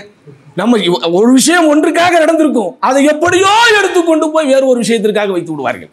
அபூபக்கர் ரலியல்லாஹு அன்ஹு பக்கத்துல வச்சாங்கன்னா அப்போது எல்லோரும் பொதுவாக எங்கேயுமே நின்று தொழ முடியாத ஒரு சூழ்நிலை. காபத்துல்லாவில் தடையாணை பிறப்பிக்கப்பட்ட காலம் அந்த காலம். அல்லாஹ்வின் தூதரே போய் தொழுதாலும் அல்லாஹ்வின் தூதர் தொழுது கொண்டிருக்கும் போது ஒட்டகத்தின் கழிவை தூக்கி அல்லாஹ்வின் தூதரின் மீது போடக்கூடிய அளவிற்கு கொடூரம் கட்டவிழ்த்து விடப்பட்ட காலம். ஆனாலும் யாருக்கும் அஞ்சாமல் அபூபக்கர் சித்திக் ரலியல்லாஹு அன்ஹு தொழுகை மீது தனக்கு இருந்த தனி ஈடுபாட்டை காட்டக்கூடிய விதத்திலே தன் வீட்டுக்கு பக்கத்திலேயே ஒரு தொழுமிடத்தை கட்டி கொண்டு தொழுவார்கள். அதில் அவர்கள் ஓதக்கூடிய உணர்வு, அதில் அவர்கள் ஓதக்கூடிய ஈடுபாடு, அதை கேட்டு சகோதரர்களே இஸ்லாமிய சமூகம் பரவசமடையவில்லை. இஸ்லாமிய சமூகம் பரவசமடைந்திருந்தால் அது ஒரு பெரிய பாதிப்பில்லை. யார் இந்த மார்க்கத்தை ஏற்க மாட்டோம் என்றார்களோ, யார் இந்த மார்க்கத்தின் எதிரிகள் என்று தங்களை எண்ணிக்கொண்டார்களோ அவர்கள் உட்பட, அவர்கள் விட்டு பெண்கள் உட்பட, அவர்கள் விட்டு சிறுவர் சிறுமியர் உட்பட ஆர்வத்தோடு அபூபக்கர் ரலியல்லாஹு அன்ஹுடைய தொழுகையை பார்த்து அதிசயப்படக்கூடிய விதத்திலே அபூபக்கரின் தொழுகை இருந்தது. உள்ளச்சத்தோடு அபூபக்கர் அவர்களுடைய தொழுகை இருந்தது. அதனால் தான் அபூபக்கர் ரலியல்லாஹு அன்ஹு அவருடைய வாழ்க்கை விழுந்தது. இந்த சமூகத்திற்கு எல்லா விதத்திலும் சேவை செய்யக்கூடிய விதத்திலே தன்னலம் பார்க்காமல் இந்த சமூகத்திற்காக அவர்களால் உழைக்க முடிந்தது. யாருமே செய்ய முடியாத சேவை அல்லாஹ்வுடைய தூதர் ஸல்லல்லாஹு அலைஹி வஸல்லம் காலத்திற்கு பிறகு சகோதரர்களே இன்றைக்கு குர்ஆனை வைத்து ஓதிக்கொண்டிருக்கிறோமே, இது யாருடைய காலத்திலே ஒன்று திரட்டப்பட்டது? அபூபக்கர் அவருடைய காலத்திலே ஒன்று திரட்டப்பட்டது. ஒரு யுத்தம் வருகிறது, இந்த மதம் மாறியவர்களுக்கு எதிராக யுத்தம் நடக்கும் போது அதில் சுமார் 70 பேர் குர்ஆனை மனனம் செய்தவர்கள் இறந்தவுடன் ஹாஃபிதுகள் இல்லாமல் போய்விட்டால் குர்ஆன் பாதுகாக்கப்படாது என்கிற கவலை உமர் இப்னு கத்தாப் போன்ற மூத்த நபி தோழருக்கு வருகிறது. கவலையோடு போய் அபூபக்கர் அவரிடத்திலே சொல்ல, ஆரம்பத்தில் அல்லாஹ்வின் தூதர் செய்யாத ஒன்றை நாங்கள் எப்படி செய்வது என்று அவர்கள் சிந்தித்தாலும் அதற்கு பிறகு அதில் இருக்கிற நியாயத்தை உணர்கிறார்கள். இது மார்க்கத்திலே நாம் ஏற்படுத்தக்கூடிய புதுமை அல்ல, இது பிதாயத்திலே வராது என்கிற விஷயத்தை அவர்கள் உணர்ந்ததற்கு பிறகு சகோதரர்களே ஒட்டுமொத்த இஸ்லாமிய உலகம் வாழும் காலம் எல்லாம் அவருக்கு நன்றி செலுத்தக்கூடிய விதத்திலே அவர் செய்த வாழ்நாள் சேவை இந்த குர்ஆன் இன்றைக்கு ஒன்று திரட்டப்பட்டு ஓதக்கூடிய வடிவத்தில் இன்று வரைக்கும் நம்மிடத்திலே இருக்கிறது. இப்படி யாரெல்லாம் ஆளுமைகளாக திகழ்ந்தார்களோ அவர்களுடைய அந்த வெளிப்படையான அந்த ஆளுமைக்கு பின்னால் உள்ரங்கமான தொழுகைதான் சகோதரர்களை உத்வேகமாக இருந்திருக்கிறது. உமர் இப்னு கத்தாப் அவர் பெயரை கேட்டவுடனேயே பதறுவோம், பெயரை கேட்டவுடனேயே எதிரிகள் அலறுவார்கள். நேர்மைக்கு ஒரு உதாரணம், நீதிக்கு ஒரு உதாரணம், மனதில் பட்டதை தயவு தாட்சண்யம் இல்லாமல் சொல்லக்கூடிய ஒரு உதாரணம் என்றால் யாருக்கு தான் சொல்லணும்? உமர் பேரை தான் சொல்லணும். இப்படிதானங்க உமர் ரலியல்லாஹு அன்ஹு மாதிரி பிராங்கா பேச முடியாது. உமர் ரலியல்லாஹு ஒரு சபையில வர்றாங்க, ரசூலுல்லாஹி ஸல்லல்லாஹு அலைஹி வஸல்லம் அபூபக்கர் ரலியல்லாஹு தேம்பி தேம்பி அழுகுறார்கள். நேரா வந்து பார்க்கறாங்க, ஏன் அழுகுறீங்கன்னு கேட்கறாங்க. ரெண்டு பேரும் அந்த அழுகையின் விம்மலின் காரணத்தினால் பதில் சொல்ல முடியாமல் திக்கி திணறும் போது உமர் ரலியல்லாஹு ரொம்ப சொல்றாங்க, அழுகுறதுக்கு உண்டான காரணத்தை சொல்லுங்க, அந்த காரணம் எனக்கு அழுகையை தந்தா நானும் அழுகுறேன், இல்லாட்டா பரவாயில்ல, நீங்க அழுகுறதுனால உங்களுக்கு சேர்த்து நான் அழுகுற மாதிரி நடிக்கிறேன் அப்படின்னு. இப்படி நம்ம சொல்ல முடியுமா? யார்கிட்டயாவது சொல்ல முடியுமா? அங்க ஒய்ஃப் அழுதுகிட்டு இருக்கு, உதாரணத்துக்கு சொல்றேன் பாருங்க. இப்பெல்லாம் கணவன்மார்கள் தான் அழுகுறாங்க, எங்க ஒய்ஃப் அழுகுற காலம்லாம் அதெல்லாம் எங்க வாப்பா காலத்துல. இப்போ எல்லா இடத்துலயும் கோச்சிக்கிட்டு வெளியே போறவன் யாருன்னு பார்த்தா கணவன், வெட்டியை தூக்கிட்டு உமா வீட்டுக்கு போறான். அந்த அளவுக்கு இன்னைக்கு காலங்கள் மாறிடுச்சு. அப்ப அழுதுகிட்டு இருக்கும்போது நேரா போய் எதுக்குமா அழுகுற, அவங்க உண்மைக்கிட்டே இருக்கும்போது அழுகுற காரணத்தை சொல்லு, அழுவ வந்தா அழுகுறேன், இல்லாட்டா நான் அழுகுற மாதிரி நடிக்கிறேன்னு சொல்லி பாருங்க. கோபத்துல அடிக்கிறேன்னு அந்த அம்மா கையை நீட்டினாலே நீட்டிடும். உங்க வீட்டு மனைவிகளை பத்தி சொல்லல, பொதுவா சொல்றேன். ஆனா உமர் ரலியல்லாஹு அன்ஹு அல்லாஹ்வின் தூதர் ஸல்லல்லாஹு அலைஹி வஸல்லம் இடத்துல ஏன் the man of truth, அவர் உண்மைக்கு உரைவர். அவரை பற்றி சகோதரர்களே வரலாற்று ஆசிரியர் இப்படி ஒரு வார்த்தை சொல்லுவாங்க, இதா யகூலு நஅம் யகூலு பிஃபீ, இதா யகூலு லா யகூலு பிஃபீ அப்படிம்பா. அப்படின்னா என்னன்னா, அவர் ஆமாம் என்று சொன்னால் அதற்கு ஆமாம் என்பதை தாண்டி அர்த்தமே வராது, இல்லை என்று சொன்னால் இல்லை என்பதை தாண்டி அர்த்தமே வராது. ஆமாம் இல்லைன்னு சொல்றதெல்லாம் பெரிய விஷயமா அப்படின்னு நீங்க நினைக்காதீங்க. இன்னைக்கு இருக்கிற விஷயத்திலேயே பெரிய விஷயம் அதுதான். நீங்க உங்க மேனேஜர் கிட்ட போய் இந்த மாதிரி இதை நான் செய்யலான் இருக்கேன், செய்யலாமான்னு கேளுங்க, ஆமா இல்லைன்னு சொல்லவே மாட்டான், அப்படி தலையாட்டுவான். அந்த தலையாட்டுறது எப்படி இருக்கணும்னா, செஞ்சா செய்யாட்டா போ எப்படியோ அப்படி. சரி இவர் சொல்லிட்டார் போல இருக்குன்னு இவரு செஞ்சிருவார். செஞ்சு முடிச்ச உடனே எனக்கு தெரியும் இது நல்லா வரும், அதனாலதான் இன்னைக்கு நான் சும்மா இருந்தேன் அப்படின்பா. அதே ஃபெயிலியர் ஆயிடுச்சுன்னு வைங்க, எனக்கு தெரியும் இது ஃபெயிலியர் ஆகும், அதனாலதான் நான் சும்மா இருந்தேன் அப்படின்பா. ஆமாங்க, சில பதில் இருக்கு ரெண்டுக்கும் ஒத்து போகும். சில பதில் இருக்க, ஐயோ எப்படிதான் இவங்க இதை கத்துக்கிறாங்கன்னே நமக்கு தெரியாது. இதை வந்து உதாரணமா அன்னைக்கு ஒருத்தர் தான் மெயில் அனுப்புன்னு சொன்னேன், இப்ப அனுப்புன்னு சொன்னா எங்கடா நாங்க போய் கத்துக்கிறது இந்த வித்தையெல்லாம். இந்த ஆமா இல்லைன்னு சொல்றது சாதாரணமா நினைச்சிடாதீங்க. உமர் ரலியல்லாஹு அன்ஹு போன்று உரமிக்கவர்களால் தான் அப்படிப்பட்ட பதிலை சொல்ல முடியும். இன்னைக்கு உலகமே ஃபார்மாலிட்டியை நோக்கி தாங்க போய்கிட்டு இருக்கு. ஜுபைலுக்கு வந்தா வாங்க அப்படின்னு இவரு சொல்லுவார், ரியாதுக்கு வந்தா வாங்கன்னு இவரும் சொல்லுவார். வாங்கன்னு அவர் சொன்னதோடு நிப்பாட்டி அதுக்காக வண்டி ஏறிலாம் வந்துடக்கூடாது, வர முடியுமா? அதெல்லாம் அவரோட ஃபார்மாலிட்டி. அப்படியே சில வார்த்தைகள் இருக்கிறது, அப்படிதான் போகும். நம்மளும் அதை புரிஞ்சுக்கணும். நல்லா இருக்கேன்னு கேட்பாரு, நல்லா இருக்கேன்னு சொல்லணும். வேலையில பிரச்சனையா சிவி அனுப்புன்னு சொல்லுவார், அனுப்பணும் அவ்வளவுதான், அதோட நீங்க விட்டுறணும். சிவி அனுப்புனே என்னாச்சு, என்ன சிவி அப்படின்னு கேட்பாரு இவர். முதல்ல என்னவோ இவருக்கு ஒரு நாளைக்கு 10,000 சிவி வர்ற மாதிரியும், அப்படியே சவுதி அரேபியாவில் ரியாத் ரீஜனல்ல இவர் தான் எம்ப்ளாய்மெண்ட் ஆஃபீஸ் வச்சு நடத்துற மாதிரியும். இப்படி சகோதரர்களே வாழ்க்கையில் நிறைய விஷயங்கள் இன்னைக்கு ஃபார்மாலிட்டியை நோக்கியே போய்கொண்டிருக்கிறது. ஆனா உமர் ரலியல்லாஹு வாழ்க்கை அப்படி கிடையாது. ஃபார்மாலிட்டி என்கிற ஒரு விஷயம் இல்லாமல் நேர்மை நேர்மறை என்கிற வார்த்தையின் உதாரணமாக வாழ்ந்த ஒரு உமர் இப்னு கத்தாப். சுப்ஹானல்லாஹ், பத்ரு போர் முடிகிறது, 70 எதிரிகள் வருகிறார்கள். இவர்களை என்ன செய்யலாம் என்கிற ஒரு ஆலோசனை அல்லாஹ்வுடைய தூதர் மூத்த மந்திரிகளாக இருந்த அபூபக்கரிடத்தில் உமரிடத்திலும் கேட்கிறார்கள். அபூபக்கர் ரலியல்லாஹு அன்ஹு மன்னித்து விடலாம் என்கிறார், உமர் ரலியல்லாஹு அன்ஹு தண்டித்து விடலாம் என்கிறார். மன்னித்து விடலாம் தண்டித்து விடலாம் என்பதெல்லாம் பெரிய விஷயம் அல்ல சகோதரர்களே, அது சகஜமாக கொடுக்கிற ஆலோசனை தான். ஆனால் தண்டித்து விடலாம் என்று சொன்னதற்கு பிறகு அதற்கு அவர் சொன்ன தார்மீக காரணத்தை பாருங்கள். தண்டிக்கிறது மட்டுமில்ல, இதோ அந்த ஆள் எங்க மாமா, என் தாய் மாமா, அவரை என்கிட்ட கொடு, அவரை என்கிட்ட அனுப்புங்க. இவரு அலியோட சொந்தக்காரரு, அவரை அலி கிட்ட கொடுங்க. அவரு ஹம்சாவுக்கு சொந்தக்காரரு, அவரை தூக்கி அவர்கிட்ட கொடுங்க. இப்படி சொந்த உறவுக்காரர்களாலே இவர்கள் கொல்லப்பட வேண்டும். இதை பார்த்து எதிரிகள் எல்லாம் அட மார்க்கம் என்பதற்கு முன்னால் உறவு வரவு என்று எதுவுமே இல்லை என்று உணர வேண்டும் என்று சகோதரர்களே, ஃபார்மாலிட்டிக்கும் தனக்கும் சம்பந்தமே இல்லை. கொள்கைக்காகத்தான் வாழ வேண்டும், உண்மைக்காகத்தான் வாழ வேண்டும், நேர்மைக்காகத்தான் வாழ வேண்டும் என்கிற ஒரு கோட்பாட்டிற்கு சொந்தக்காரர் உமர் இப்னு கத்தாப். அதனாலதான் அல்லாஹ்வுடைய தூதர், உமரே நீ ஒரு பாதையில் வந்தால் ஷைத்தான் இன்னொரு பாதையில் போகிறான். சும்மா வார்த்தையா இதெல்லாம்? எல்லாரும் இன்னைக்கு திடீர் என்று டாக்டர் ஆகி விடுகிறார்கள், திடீர் என்று முனைவராகி விடுகிறார்கள், திடீர் என்று கல்வி தந்தையாகி விடுகிறார்கள், திடீர் என்று பார்த்தால் பெரிய அரசியல் விஞ்ஞானி ஆகி விடுகிறார்கள். நேற்று வரைக்கும் ஆடிக்கொண்டிருந்தவன் ஓடிக்கொண்டிருந்தவன் எல்லாம் இன்றைக்கு அரசியல் கட்சிக்கு தலைவன். அவனுக்கு பின்னால் ஒய் பாதுகாப்பு, அவனுக்கு பின்னால ஒய் பாதுகாப்பு என்று நம்ம கேட்கிற மாதிரி இருக்கு. அப்படிதானே? ஒய் பாதுகாப்புன்னு நம்ம கேட்கிற மாதிரி இருக்கு. என்ன செய்து விட்டார், சமுதாயத்திற்கு என்ன இவர் கொடுத்து விட்டார், இத்தனை கோடிகள் சம்பாதித்தாரே, இதனை இவர் என்ன நற்பணி செய்தார், இத்தனை திரைப்படங்களை நடித்தாரே, சமூகத்தை நல்வழிப்படுத்துவதற்கு என்ன கருத்தை சொன்னார், எவனாவது சிந்திக்கிறானா, ஏதாவது கேட்கிறானா? எவன் போஸ்டர் போட்டாலும் அவன் பின்னால் ஓடுகிற வாழ்க்கையில் வாழ்ந்து கொண்டிருக்கிறோம். ஆனா அல்லாஹ்வுடைய தூதரின் பயிற்சி பாசறையில் பாடம் பெற்று ஆளுமைகளாக வந்தவர்கள் வெறுமனை வார்த்தையானவர்கள் அல்ல, அவர்கள் வாழ்க்கைக்கானவர்கள். வாழ்க்கைக்கானவர்கள். அதனாலதான் உமர் ரலியல்லாஹு அன்ஹு அபூபக்கரின் காலத்திற்கு பிறகு அந்த சமுதாயத்தை கட்டி பாதுகாத்தார். 10 ஆண்டுகள் ஆட்சி செய்தார். இஸ்லாமிய சாம்ராஜ்யத்தின் நிலப்பரப்பை விரிவுபடுத்தினார். உமர் ரலியல்லாஹு அன்ஹு அவர்களுடைய நாவில் அல்லாஹ் உண்மையை உரைக்கிறான் என்று அல்லாஹ்வின் தூதர் ஸல்லல்லாஹு அலைஹி வஸல்லம் சொல்லக்கூடிய அளவிற்கு பேராளுமையாக திகழ்ந்தார். அந்த உமர் ரலியல்லாஹுடைய தொழுகை எப்படி இருந்தது சகோதரர்களே? எவ்வளவுதான் அவர் ஆளுமை கொண்டவராக இருந்தாலும், எவ்வளவுதான் மிகப்பெரிய தைரியம் கொண்டவராகும். தைரியம்னா சும்மா தைரியம் கிடையாதுங்க. உதாரணம் சொல்றேனே, உமர் ரலியல்லாஹு அன்ஹு மக்கால இருந்து ஹிஜ்ரத் பண்ணி மதீனாவுக்கு வந்துடுறாங்க. வந்தவொடனே அப்படியே யோசிச்சுக்கிட்டு இருக்கிறாங்க எதையோ. அப்போ உமரனுடைய மனைவி வர்றாங்க, என்ன நீங்க ரொம்ப யோசிக்கிறீங்க அப்படிங்கிறாங்க. உமரனான அப்படியே பார்க்குறாங்க. மக்கால இருக்கும்போது எல்லாம் அமைதியாக இருந்தீங்க, இப்போ மதீனால வந்தோன்னா ரொம்ப பேச ஆரம்பிச்சிட்டு. பேசுகிற தப்பு இல்லை, என்ன சொல்ல வரானா மனைவியாக இருந்தால் கூட துணிவாக பேசக்கூடிய அளவுக்கு வீரம் கொண்டவர் உமர் இப்னு கத்தாப் ரலியல்லாஹு அன்ஹு. அதை சொல்ல வர்றேன். ஆலோசனை கேட்பாங்க. அதுக்காக போது மனைவி பேச்சை கேட்கக்கூடாதுலாம் தப்பா நினைச்சிடக்கூடாது. மனைவி பேச்சை கேளுங்க. மனைவி மாதிரி உங்க மேல அன்பு காட்டுறவங்க உலகத்தில் யாருமே கிடையாது. போதுமா? சரியா? அப்ப அந்த அளவிற்கு சகோதரர்களே, உமர் ரலியல்லாஹு அன்ஹு சரி, இல்லத்திலும் சரி, உள்ளத்திலும் சரி, சமூகத்திலும் சரி, சமுதாயத்திலும் சரி, அப்படி வீரத்திற்கும் உரத்திற்கும் சொந்தக்காரர். ஆனால் தொழுகை என்று வந்து விட்டால், தொழுகையில் போய் நின்று விட்டால் சகோதரர்களே, உமர் ரலியல்லாஹு அன்ஹு எப்படி இருப்பார் என்றால், அவருக்கென்று தொழுகையில் நிற்கும் போது அழுகையில் ஒரு அலறல் வரும். அந்த அலறல் கடைசி சப்தத்தில் நிற்பவன் வரைக்கும் போய் கேட்கும். அப்படி அழுவாங்க. அப்படி என்னைக்காவது வாழ்க்கையில் எழுதிருக்கிறோமா? ஒரே ஒரு முறையாவது எழுதிருக்கிறோமா? அப்ப நம்ம என்ன தொழுகையை தொழுது கொண்டிருக்கிறோம் சகோதரர்களே? அதுக்காக போய் அடுத்த வாட்டு போய் நின்று சும்மா அப்படிலாம் நடிக்கக்கூடாது. அழுகை என்பது சாதாரணமாக அப்படியே இயல்பாக வர வேண்டும், இயற்கையாக வர வேண்டும். அப்போதுதான் அந்த அழுகை இபாதத்தாக மாறும்.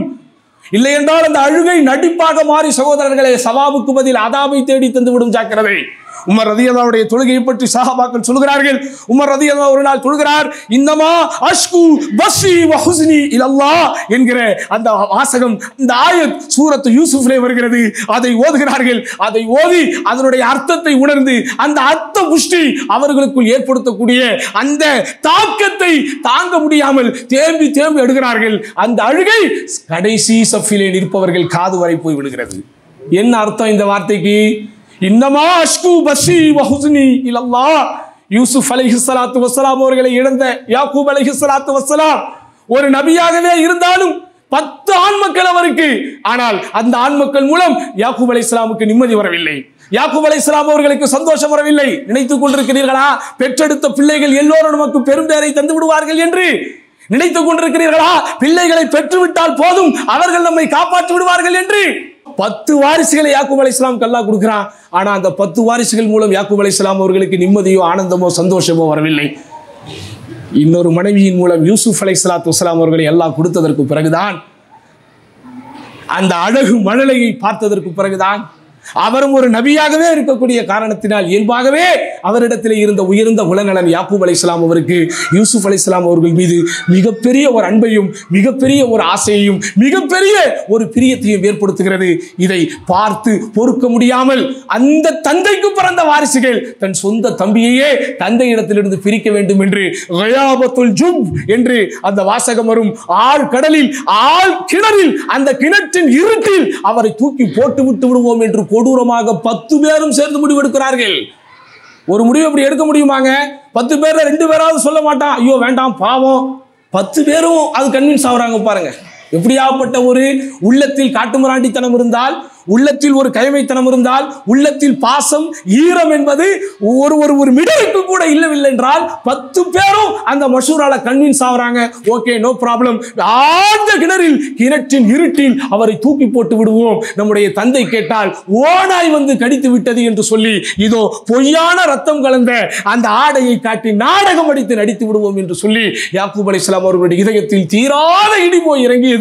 அவர் அதையெல்லாம் நினைத்து பார்த்து இன்னமா அஷ்கு பஸ்ஸி வ ஹுஸ்னி இலல்லாஹ், என்னுடைய சங்கடத்தையும் என்னுடைய கவலையையும் அல்லாஹ்விடத்தால் ஒப்படைப்பேன் என்று வரக்கூடிய அந்த கருத்தில் உள்ள வசனத்தை உமர் இப்னு கத்தாப் ரலியல்லாஹு அன்ஹு அவர்கள் ஓதுகிறார். தேம்பி தேம்பி அழுகிறார். அப்ப இங்கே நமக்கு கிடைக்கிற செய்தி என்ன?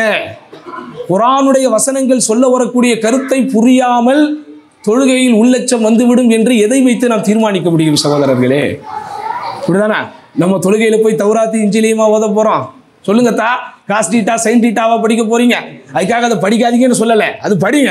ஆனா இதையும் நம்ம படிக்கணுமா இல்லையா? அப்ப எந்த பேசிஸில், எந்த அடிப்படையில் நமக்கு உள்ளச்சம் வரும்? எந்த அடிப்படையில் அங்க வரும்? அப்போ பிரதானமான விஷயம் தொழுகையில் ஓதப்படக்கூடியதை நீங்கள் உணர வேண்டும். அதை அவர்கள் உணர்ந்தார்கள், அதனுடைய விளைவாக அவர்கள் அழுதார்கள். அதே போன்று சகோதரர்களே, உஸ்மான் ரலியல்லாஹு அன்ஹு அவர்களை பற்றியும் சொல்லியாக வேண்டும்.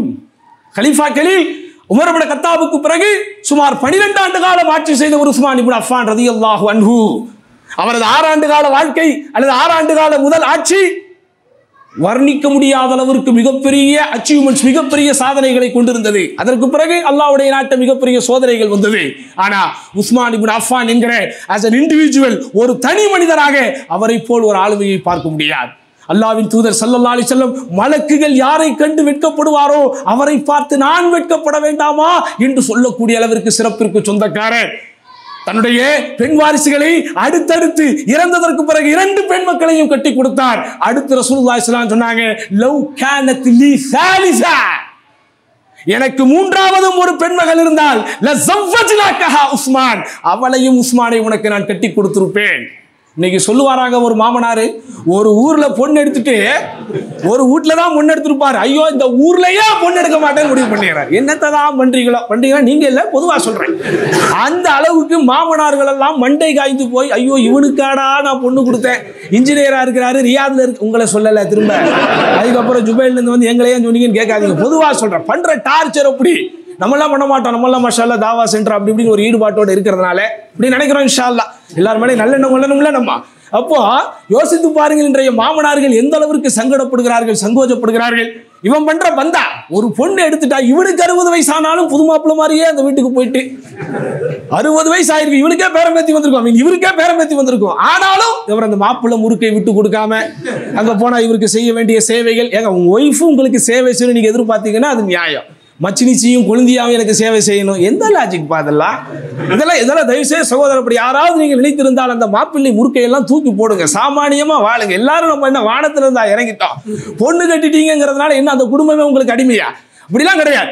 அப்போ எந்த அளவிற்கு இன்றைக்கு சில குடும்பங்கள் பிரச்சனைகளை சந்திக்கிறது, சமாளிக்கிறது அல்லது சமாளிக்க முடியாமல் திணறுகிறது என்றால், ஒரு வீட்டிலே பொண்ணு எடுத்து விட்டு அந்த வகையேறாவே வேண்டாம் என்று முடிவெடுக்கிறார்கள். ஆனா ரசூலுல்லாஹி ஸல்லல்லாஹு அலைஹி வஸல்லம் 1க்கு 2 பொண்ணை கட்டி கொடுத்து, அதாவது ஒரு சேர சகோதரிகள் உயிரோடு இருக்கும் போது தான் கட்டக்கூடாது. ஒருத்தவங்க இறந்துட்டாங்கன்னா அவங்களுடைய சகோதரி என்ன செய்யலாம்மா, அந்த கணவருக்கு கட்டி கொடுக்கலாம். அப்படி கட்டி கொடுக்குறாங்க அல்லாஹ்வுடைய நாட்டம். அவங்களும் இறந்ததற்கு பிறகு அல்லாஹ்வுடைய தூதர் ஸல்லல்லாஹு அலைஹி வஸல்லம் உஸ்மான் இப்னு அஃபானை பார்த்து சொன்னார்கள், உஸ்மானே எனக்கு 3வது ஒரு பெண் வாரிசு இருந்தால், திருமணமாகாமல் திருமணம் பண்ணி, ஏன்னா ஃபாத்திமா ரலியல்லாஹு அன்ஹா இருந்தாங்க, அவங்க அலி ரலியல்லாஹுடைய மனைவி, அப்ப அதனால அவங்க இதுல லிஸ்ட்ல வரமாட்டாங்க. எனக்கு 3வது ஒரு பெண் மகள் இருந்தால் அவரையும் நான் உனக்கே கட்டி கொடுப்பேன் என்று சொல்லக்கூடிய அளவிற்கு ஜாஹிலியா காலத்திலே கூட விபச்சாரம் செய்யாதவர். எப்படி? எந்த ஜாஹிலியா காலம் என்கிற பெயரை கேட்டாலே நாம் பதட்டப்படுவோமோ, எந்த ஜாஹிலியா காலம் என்று கேட்டாலே அட இப்படியெல்லாம் அவர்கள் வாழ்ந்திருக்கிறார்களா அப்படி நம்ம ஆச்சரியப்படுவோமோ. ஆனா இன்னைக்கு இவனுங்க வாழ்க்கிற வாழ்க்கையை பார்த்தா அதுவே பெட்டர் அப்படின்னு தோன்ற அளவுக்கு இருக்குது, அது வேற. ஆனாலும் அந்த ஜாஹிலியத்திலேயே மது அருந்தாதவர், அந்த ஜாஹிலியத்திலேயே பாலியல் சீண்டல் செய்யாதவர், அந்த ஜாஹிலியத்து காலத்திலேயே சிலை வணக்கத்திலே ஈடுபடாதவர், அந்த ஜாஹிலியத்து காலத்திலேயே சகோதரர்களை வம்பு தும்புருக்கு போவாதவர். ஒரு வீட்டில் ஒரு மருமக எப்படி இருக்கணும் ஒரு மாமனார் ஆசைப்படுவாரோ அப்படிப்பட்ட அத்துணை குணங்களும், சாந்தமா இருக்கணும், சொரூபியா இருக்கணும், அழகா இருக்கணும், மனைவி மேல ஆசையா இருக்கணும், அப்படிதானே, ரெஸ்பெக்ட்ஃபுல்லா இருக்கணும், செலவு செய்யணும், அதான் ரொம்ப முக்கியம். அப்படிதானே? இந்த மருமகன்கள் எங்க இருந்து இதை கத்துக்கிறாங்களோ தெரியும், கடைசி வரைக்கும் செலவு அவர் தான் செய்யணும், இவனா முடிவு எடுத்துறான். சரி, இருக்கிறவங்க செய்யறாங்க, இல்லாதவங்க என்ன செய்ய முடியும்? ஆனா உஸ்மான் ரலியல்லாஹு அப்படி அல்ல சகோதரர்களே. எப்போதெல்லாம் அந்த சமுதாயத்திலே பஞ்சம் வந்து தீண்டியதோ அந்த பஞ்சத்தை போக்குகிற மஞ்சமாக உஸ்மான் ரலியல்லாஹு அன்ஹு இருந்தார். பொது கிணறை வாங்கி சமூகத்திற்கு அர்ப்பணித்தார்.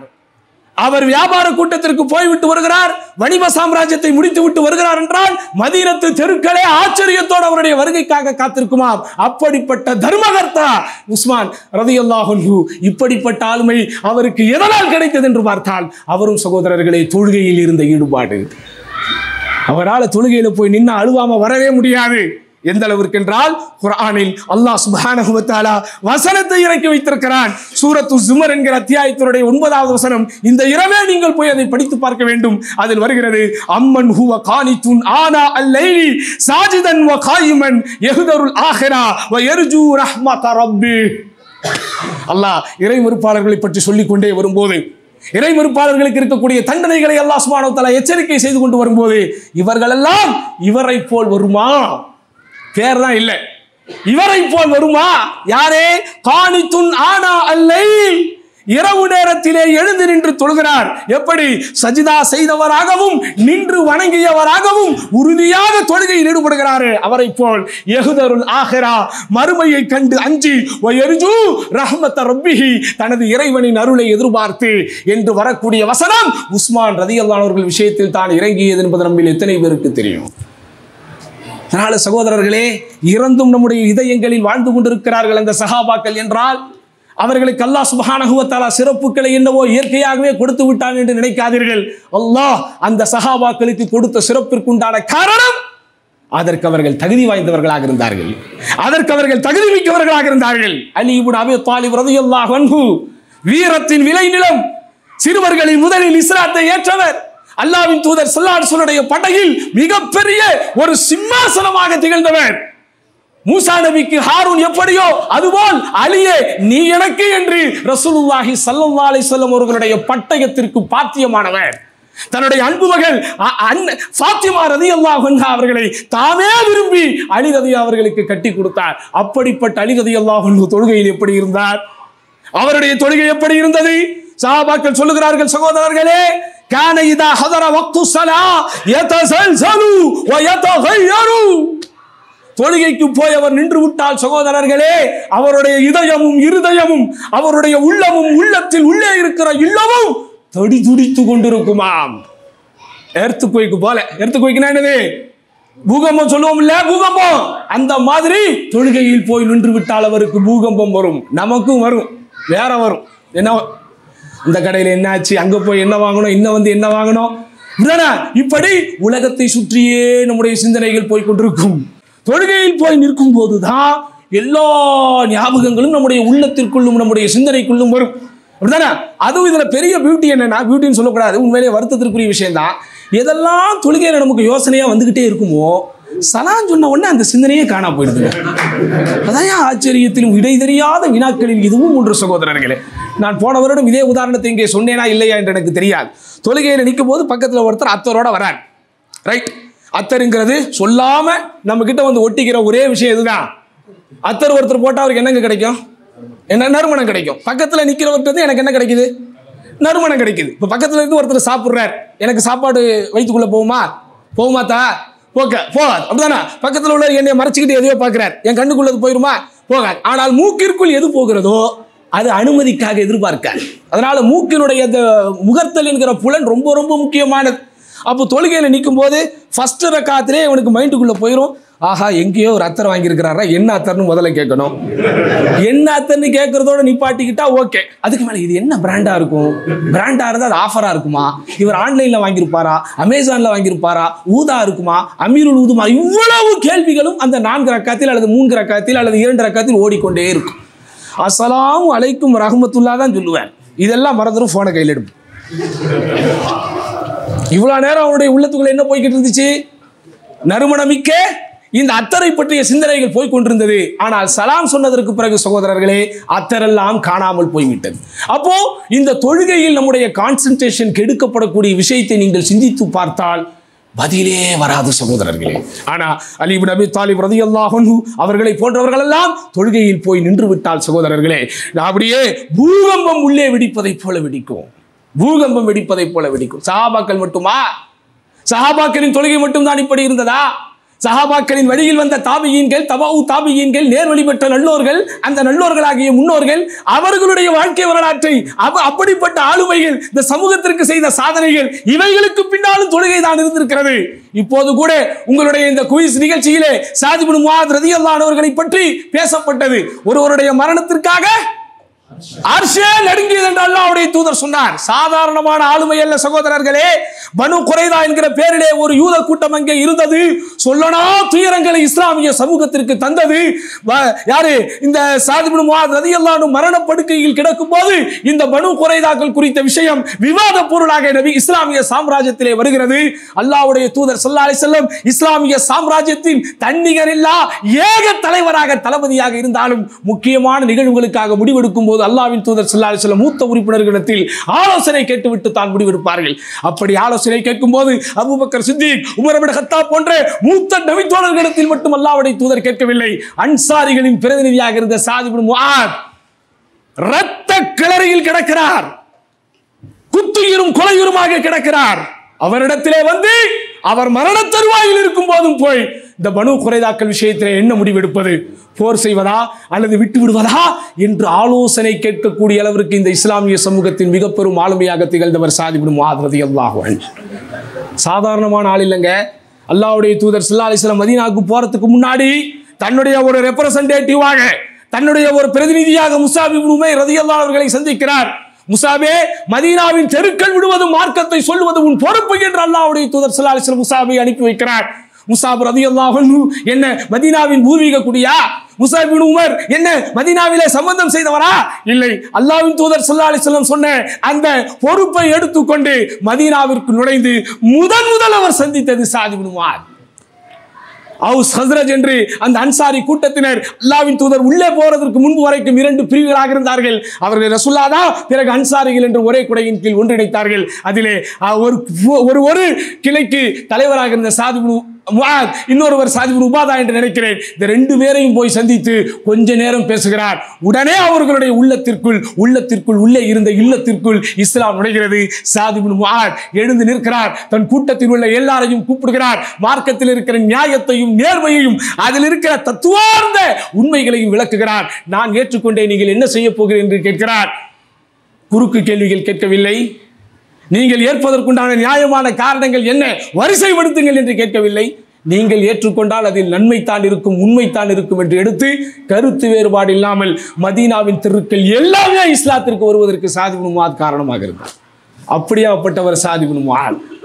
அந்த சாத் இப்னு முஆத் அவரை பற்றி அறிஞர்கள் சொல்லும் போது, சாத் இப்னு முஆத் மினல் காஷிஈனல் முஹ்பிதீன், மினல் காஷிஈனல் முஹ்பிதீன், தொழுகையில் உள்ளச்சம் கொண்டவராகவும் தொழுகையில் ஆழ்ந்த எண்ணம் கொண்டவராகவும் இருப்பார். எந்த அளவிற்கு தெரியுமா?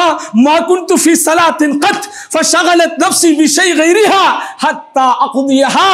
நான் தொழுத எந்த தொழுகையாக இருந்தாலும் சரி, அந்த தொழுகையை முடிக்கும் வரைக்கும் எனக்கு எந்த சிந்தனையும் வந்ததே இல்லை என்று சொல்லக்கூடிய அளவிற்கு தொழுகையில் உள்ளச்சத்தோடு திகழ்ந்தார்.